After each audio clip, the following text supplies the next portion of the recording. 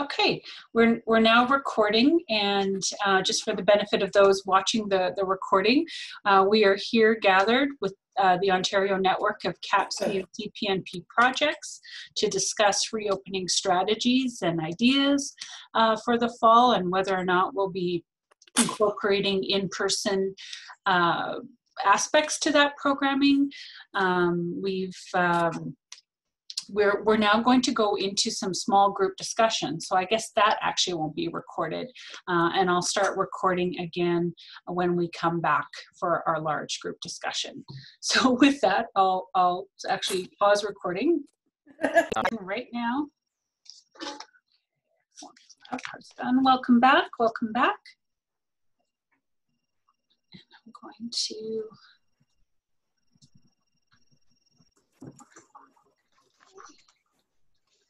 Great. I hope you had fruitful discussion, and we're going to have a chance to hear back from each of the groups.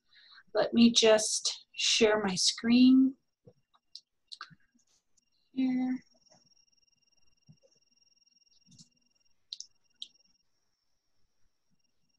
Okay. Hoping everybody sees my screen. Dan, could I get a thumbs up from you? I see you in my, oh, excellent, thank you. Okay, I think everybody is back. So what we're going to do is just go through each of the questions and ask our note takers to just share some of what they heard in the discussions.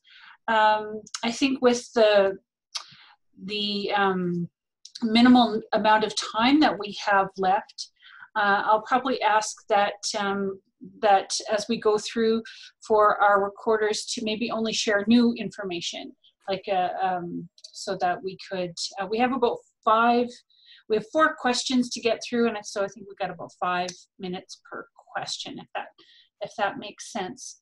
So yep. Let's start with this question. What challenges, barriers are you facing in resuming your in-person programs? So perhaps why don't we start with Christina? Sydney, that wasn't the first question though, was it? Okay, what was the first question? Are you I believe it's fine, but. Oh, right. There was that sort of yes or no. Are you planning on? Oh, okay. Yeah. Did you want to reflect on that one, Colleen? No, I was just thinking, oh, maybe you missed that. That's fine. No. Most people said yes, they are, and reimagining what they're doing. Mm-hmm. Anybody else want to share on that one? Dan? Or? We have a few people that are in communities that have been quite hard hit, and so aren't yet ready to run in program. And in our group, I would say almost everyone is doing a hybrid model, and we'll still be doing some virtual programming. Right. And Colleen, if I can add to that, we did have a response that for sure it depends on what happens in the next few weeks around school getting back and COVID numbers. Right. And one of our netties shared that they had started and then there was a significant increase of COVID in their small community. So they had to cancel again. Oh my goodness. Oh, okay. Well, that's really interesting too, because we did have somebody in our group, I think it was Lisa, that said that they're starting programming in September. So that's information that's going to be probably very, very valuable to them as well. And in our group, there was also some sharing about mobile programming that will depend on whether the partners that they work with are able to open. So although they're exploring ways to do this, many will find that if those partners aren't open, they won't be able to offer that programming. Or they'll have to find other options, I guess. I think we had consensus with that as well, that it depends very much on our partners and how they're working and how they're working with us as well. Okay, how about discussion around challenges and barriers? For number 7, this is Diane. One of them that came up was that some staff feel that they don't want to return going back face-to-face yet. They're not comfortable with it. Some of the programs, they had use of things for virtual, but not for face-to-face, such as cooking programs. And the numbers are huge, so they have to look at how they're going to rechange that. One program was in a small house, so they're looking at doing more one-on-one support and by booking appointments rather than just going with a full group face-to-face. And I think, but a lot of it was still using a combination of the two, virtual and face-to-face, so they can get around the barriers and challenges. So I think that's all in that question. Sydney, I could share, Colleen. Sure, that would be great. Okay, so some of the challenges, barriers we talked about, of course, is the COVID potential for staff and participants, and then the HR involved in that, covering staff who are off. Some communities' lack of specific guidelines for our type of programming. They also talked about the challenges of reaching some families virtually, and then even if you do, maybe how they are actually engaged is not the best. Right. We talked about the conflict with the pedagogical piece around technology. School-age children coming to programs now, how do we accommodate them for those families who are not sending their children to school? And we talked about staff responsibility, re-policing physical distancing, monitoring conversations. Is that a staff responsibility? You know, all of those unknowns. So we had some great discussion. Thank you. Thank you, Colleen. I apologize that my screen sharing is not working for me here. Just give me a moment. And I would just like to share, we also discussed like domestic violence increase. So there's more, some mental health issues that have increased. So how do we support families, you know, in a safe environment when we're doing virtual programming and want them to share openly, and they can't because they're not safe in their own home. So they don't have that outlook and you know, safe space anymore. Thank you. So similar to that as well is some of the challenges and that we don't know yet is the psychological effects of what's been happening in the last 6 months, not only to our parents but the children as well. So those will be challenges that we do not know yet. The psychological impact. I think in our group, we had a lot of the same challenges that were already mentioned. Staff anxiety was one that kept coming up as well. And a lot of organizations are just opening up now. So those policies and procedures and guidelines, we're just all looking at them. But public transportation also came up as a challenge. So getting to the program. In our group, go ahead, Blanca. Go ahead, Blanca. Go ahead. Among the challenges was also the social distancing that is required. People are still exploring what would be the criteria for prioritizing who is able to come to programming in person. So determining what criteria that would be and the lack of guidelines around that. Also in some areas up north, or maybe other areas, but in our group, it was our northern projects that were most affected by the poor quality of internet or sometimes lack of internet.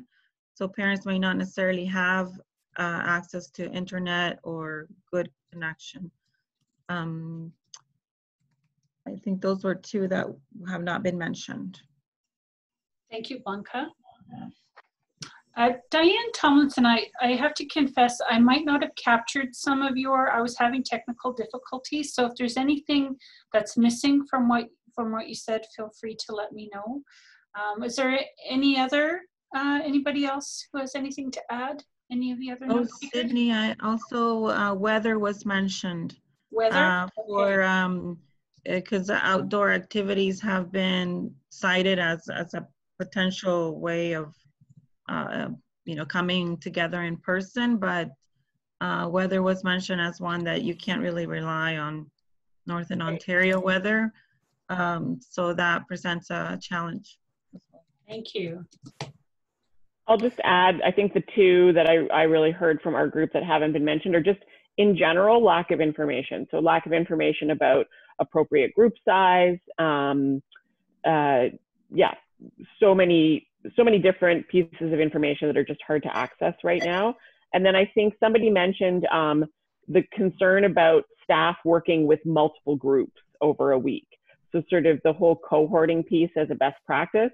And then, you know, how do you bring your programs up and then, but your staff are with potentially 3-4 different groups in a week. Gotcha. Thank you. It was similar with us as well too. It's a different interpretation of guidelines, and especially here in Sudbury, it's been vague. Is that so? Yeah, we can say you have to wear a mask, but you don't really have to wear a mask. And then what do we do with that piece as well? Okay, thank you. I think we can circle back, but just in interest of time, let's move on to another question here. Let's move on to what organizations, resources, etc. have you found supportive in planning? Now let me just get myself set up here. Okay. We had a great resource that was utilized by Erica from the Peterborough Public Health Unit. And Erica, you might have to speak to this, but it was a risk assessment tool that they used for an in-person program that they piloted, I think just this past week, which helped to identify the barriers and challenges. And then instead of looking at the whole program, it broke down every individual task, so piece by piece, and helped them through that. I don't know, Erica, if you want to speak more to that, but it sounded like a really awesome tool. Is there a name to the tool, or how can people find it? Hi everyone, it's Erica Diamond from Peterborough Public Health. Can you hear me? Yes, can hear you, Erica. Yeah, the tool was actually created by some of our health promoter colleagues internally. However, I had a management meeting last night and I was with my manager and we were speaking about sharing it. And so let me speak to her again today. She knows that I was coming on this call, and maybe we can share the template. It was actually an Excel document, okay. Pretty user-friendly. So I'll just get permission. That's great. Thank you for following up on that. Kim, do you have anything else to add on that question from your? I can just add that some guidelines that have been put out there already for us have been very helpful as resources. And I'm just reading my notes here, which are really messy. And I think that's it for now. Okay. Okay. Sorry, one quick resource that we're using. We just started using it. Actually, we just put out yesterday. Is a survey of what will our parents or families do? Are they interested in coming back? Do they want to stay virtually? And what are your fears? And some of those questions. So we're hoping that's going to draw a lot of information how we make our decisions moving forward. And is that survey available or something you're going to create? It's already created now. It's already been sent out. What I could do is I could send you the questions themselves, and you're welcome to use some of the questions. So Dan, you could send that to me, and I will do that. You're okay. Great, thank you. Okay, I could jump in and do number 3. Sure. Diane, before Are we talking about resources? Yes, organizations and resources. Okay. I'm just going through the list because a lot of them were organizations. It came up public health early on in childcare centers. A lot of the agencies our groups are affiliated with early ons. Rotary clubs, community drivers, boys and girls clubs, churches, family services, friendship centers, health units, the City of London, community partners, and I think I probably hit them all there. That it seemed like a lot of us were connected with a lot of the same things and agencies. Oh, and Todd's Independent Grocers. I'll get that out there because it was a grocery store that I guess had stepped up and done a great deal with a lot of food boxes and et cetera for the families. So that was good. Great. We didn't look so much at resources, but more organizations. Gotcha. Thank you, Diane. Okay. Yeah, Sydney with us, two of the ones that have been great supporters for us is Mennonite Central Committee with gift cards for our families, and also Anti-Hunger Coalition Timmins. We purchased one, or they gave us free good food boxes for 3 months, and then we started purchasing like 120 a month from them to distribute to clients. Wow, that's awesome. Yeah. And just please excuse my typos. I will go back and fix them. That's why they put the red lines here, so you know where they are. That's right. That's right. And Colleen, one thing our group added on and recognized is just this type of networking is supportive, very supportive. I think we can learn so much from each other. And, you know, as Nettie's already had a, sorry to center you out, Nettie, but had a case of COVID with her staff. Like now, if that happened, or she may share with us some of the experience. So okay, I think that's, and we didn't get, I think we skipped this question. I don't know what happened. We didn't have time to go towards it, but there was something mentioned that was helpful to one of the staff or the project, the iMovie app. As part of the challenges, I should have mentioned, you know, learning the technology, learning to do the Zoom meetings and YouTube and all that. It was a learning curve for many people. So one of the resources that was mentioned to, if you're doing, I don't know, your cooking class or whatever, the iMovie app. That's awesome. Yeah. People can do amazing things on their phones even with that app. People have shot, you know, major motion pictures, which is crazy. Okay. All right. So I think unless there's any thing else around this one, I'll move us on to the next question. Sydney, I'm just going to interrupt just because I can see Christina had to leave, and she's a note taker, but she's put really great notes in the chat. Has she? Okay, great. I'll make sure to grab them before, well, maybe I'll just grab them now before I see. Okay. Right. Thank you, Nicola. So how about this question? How are you changing your in-person programs to adapt to the reality of COVID? Who would like to start with that one? I can start if you'd like. Oh, sorry, give me a moment here. Got the wrong thing going on.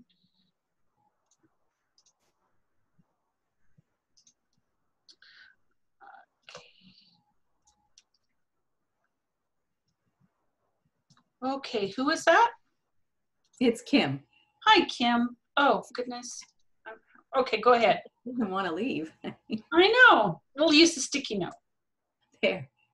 Well, in our group, we talked a lot about how utilizing the outdoors is how we're going to start for in-person. A lot of people were talking about that, and use of larger spaces. So one organization has cleaned out their internal space completely and made it a larger space. I know our organization, we're just thinking about using the larger community centers where we can do a lot of social distancing. And Holly was talking about parking lot pickups where fruit and veggies are delivered, and still going with that. So it's not in person, but in the parking lots, the fruits are delivered, and then there's a class that follows up online, or there's a Facebook group that's created that you can post on that as well. So partial sort of in person and the rest virtual, so combination. Great, thank you, Kim. Dan here. So from our group is that our registration process will change. Okay. And especially we look at to possibly doing a questionnaire online before we have the event, and then getting them to sign off the second day when they come into the event. So something like that. So that will change how we do things. Gotcha. Okay. Thank you, Dan. Sydney, we talked about pre-screening with that registration. Okay. Smaller group sizes for programming, and also the reality of short-term planning. Oh, okay. Do you want to say a little bit more about that? Well, I think the comment was they were planning for 3 months at a time, and then we had a discussion. We might just be planning for 2 weeks at a time, and because everything is changing and evolving so quickly. That's true. That's a whole different mindset, isn't it? That's a big shift. Yeah. And someone also offered, they had a neat term for some of their, I believe it was CPNP, porch visits, they called them. Okay. So I guess that's outdoor, but I thought it was catchy. Mm-hmm. Yes, I've been hearing about driveway visits, but porch visits is more romantic or more fun sounding. I use a picnic table. A picnic table. I like it. Yeah. I like it.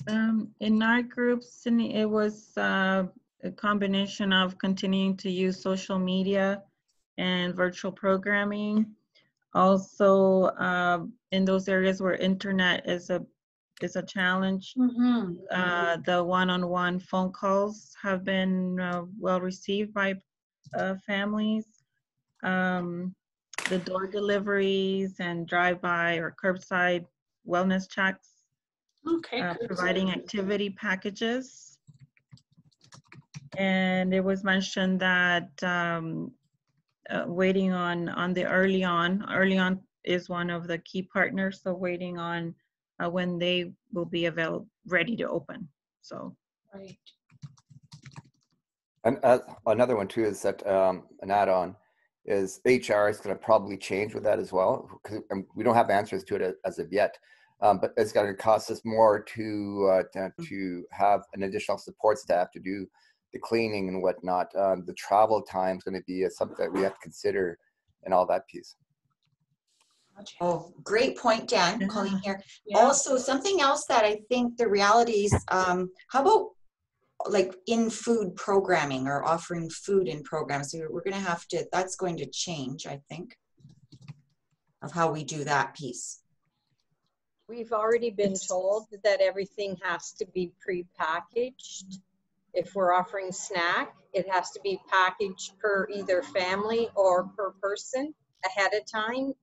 So yeah, we've already been given those guidelines and recommendations. Mm-hmm. So we can pre-package it ahead, but it cannot be set out on the counter buffet style. It has to be individually, everything has to be individually packaged. Yeah, well, makes good sense. Unfortunately, environmentally, it doesn't make sense, but I guess we have to do what we have to do. Okay, I'll jump in, Diane. Thank you. Yeah, most of it was like in-person. Groups will be smaller. One-on-one support might be by appointment only instead of, doing the whole group session. And again, a lot was outdoors in smaller groups, utilizing the virtual and in-person.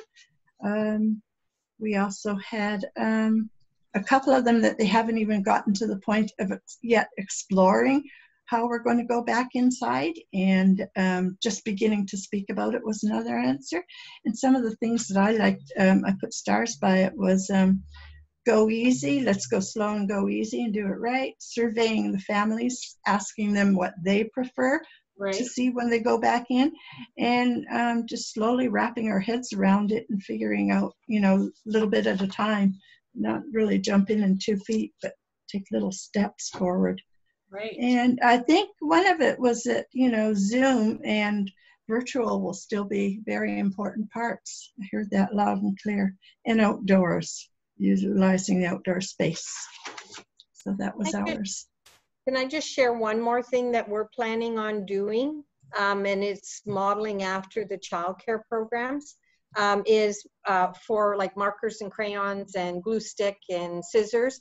We're going to have a family container, and it will be labeled. So our regular families will have a container labeled. It'll be disinfected at the end of use, but they'll just use their own container. And then we'll have a few containers for someone who might sign up that isn't a regular. Gotcha, So gotcha. every family will have their own, and even collage materials, stuff like that.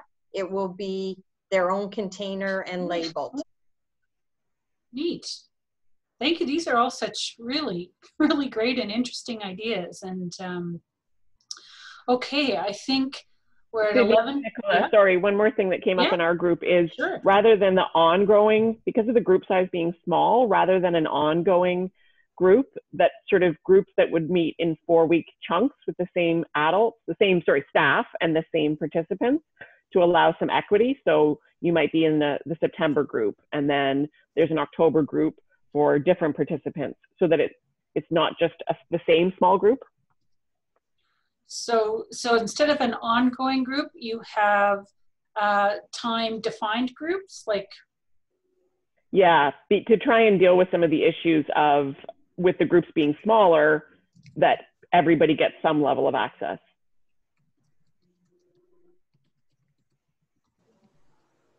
Yeah, we run. Gotcha. We run a program, and then we will have a waiting list.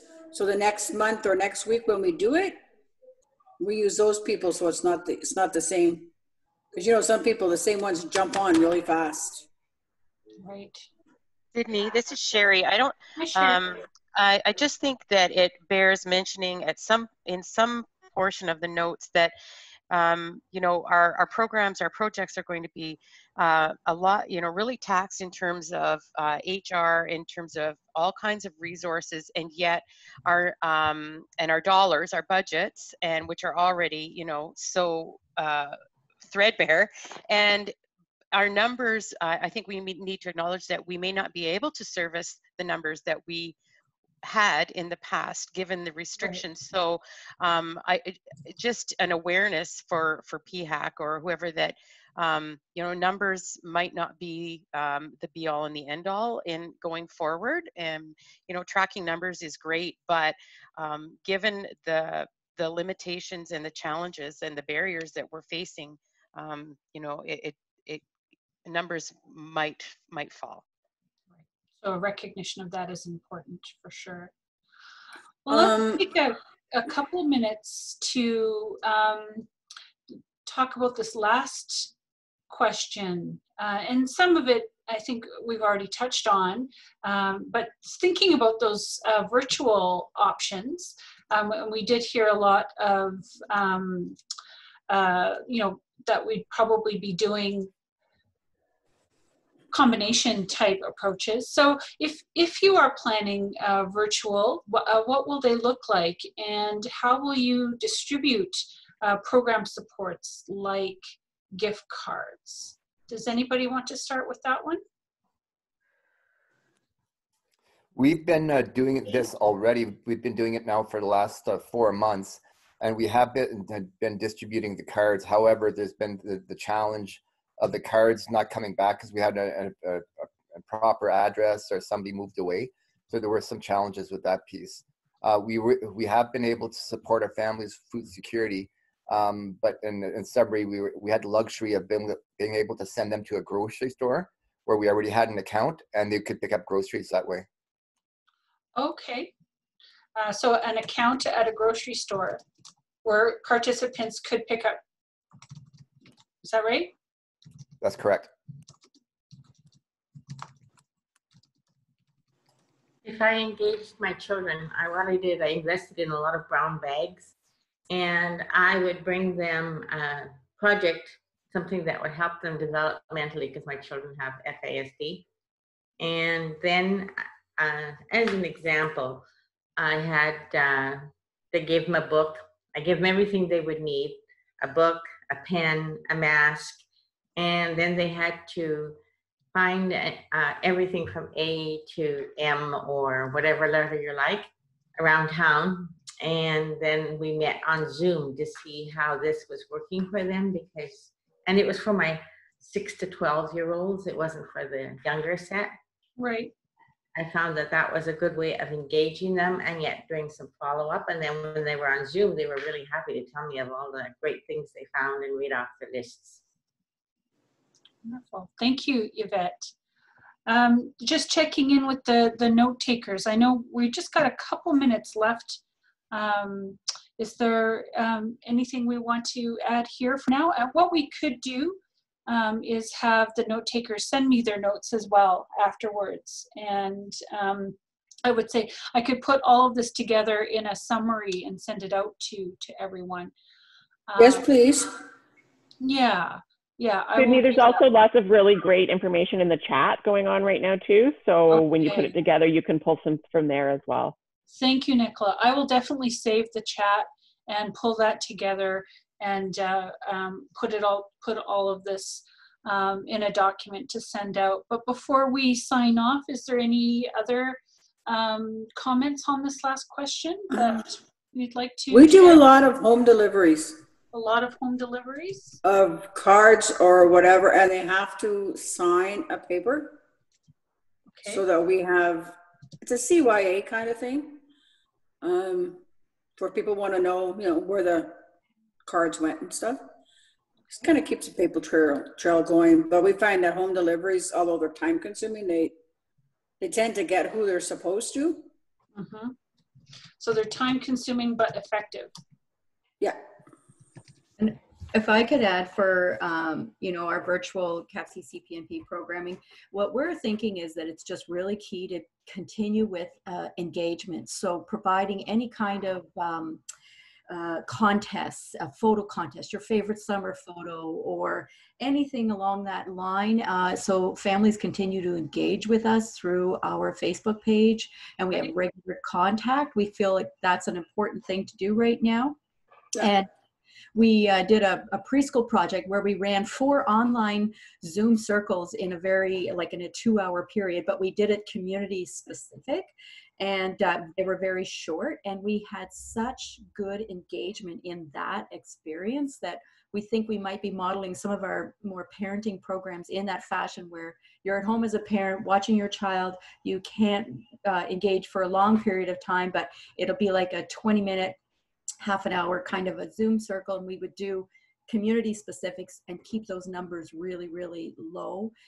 We're thinking about doing something like that where, you know, your activity kit would be 2 days before taken to your community, you pick it up and you bring whatever's in that kit. So maybe it's around literacy and you're making a felt story, but you do it together quickly as a group and you can just, you know, a check-in, how are you today? And so any way we can engage in short little snippets. So that's a thought. That is awesome. In listening to all that I've heard, I've also been trying to think of what are ways that the network can support you all. And I think things like the survey that Dan has drafted in engaging families, like we could work on supporting, you know, developing tools like that, and that the assessment that Peterborough Public Health has put together. So ways to help with assessment, ways to help with, you know, getting feedback from families. And then Kim, your comment on, you know, how do we engage? How do we think about engagement virtually? That could also be ways that we could be helpful as a network, pulling together those kind of ideas for programs to use. Does anybody have any final comments for now before we sign off? It's always changing. I'm just going to put it in chat actually, so thank you. Okay, thank you. And who else was? We just have to be flexible because it changes like not even week to week now. I find it changes like from morning to afternoon. Right. So that nimbleness, that flexibility, that will, quite frankly, I've always thought that was the strength of CAPC and CPNP, our ability to kind of meet families and communities where they're at. So, you know, that's an opportunity to draw on that strength. I wish we'd had more time, and I don't know if there would have been appetite for a longer session. I know how busy everybody is, but we could think about getting together again if that is helpful. Perhaps maybe in a month, maybe a check-in at the end of September is another idea, and we could kind of just see how are things going. So if that feels like a good thing, we can do that. So I want to just affirm that I will send these notes out to everybody. I will ask all of the note takers if you can send me what you have. If there's anything I didn't capture, send it to me, and I will, as Nicola suggested, I will make sure to save the chat here before we log off. And with that, I realize we're a little bit past time, so I guess I want to extend my gratitude for you all to come out. Thank you to Blanca for coming and providing a bit of an update from PHAC. Thank you to the coordinating committee members for at the last minute being willing to be shoulder tapped and take some notes in the session. And thank you all for coming and sharing of your ideas and struggles. And it's been really great to have this time together. So with that, we'll sign off and stay in touch. Unless there's any final comments, I'm here for a couple minutes. I'm not. I just wanted to say thank you for organizing it. You always do such an awesome job at it. Oh, thank you. Thank you. I'm still playing with some of my technology tools, but I did sort of make it work. But if this is the way the network can be helpful in providing these spaces and coming together, we'll make sure to do that. So yeah, I think the more we support each other right now, the better. Mm-hmm. It's can be pretty stressful. Mm-hmm. And remember, your zone gatherings are another great place to do that. I see Ellen on my screen here. I know you all in the Southwest are getting together on Monday, and I know that those gatherings have been a great support to you. And I know in the other zones as well. But I think coming together as a larger group, I think that's a good thing. So keep an eye open for both the notes from today and possibility of maybe coming together in a few weeks just to touch base and see how everyone is doing. Sound good? Yeah. Hi, Sydney. It's Sylvie. I just want to let you know, because I don't know if you had done this before, but when you record a Zoom meeting, the notes will automatically save under some text document. So you don't have to do like a copy and paste. It's very easy. So you'll find it in your documents at one point. I might do both just to be ultra paranoid, but thanks. I had done the same thing, but it works really well. And then you kind of get it in a text mode. It's very easy to just then copy it, paste it from there to a Word document after. Awesome. Thank you, Sylvie. That's no problem. Have a lovely rest of the day. A lovely Friday. Watch the next week. I'll be sending out save the dates for some awesome webinars that we have planned in the fall as well. So Friendship Center. Take care. Thanks, Sydney. Okay, I'll see if I can track her down for you. Thanks, everybody. This has been great. Thank you. Take care. Bye. Ciao, everybody. Bye-bye. Bye, all. Bye. Yep. Enjoy your weekend. Thank you, Sydney. Thank you, Sydney. Take care. Bye, Sydney. Thank you. Bye. I can't see. Okay. It won't let me see. Hello. Whoops, wrong person.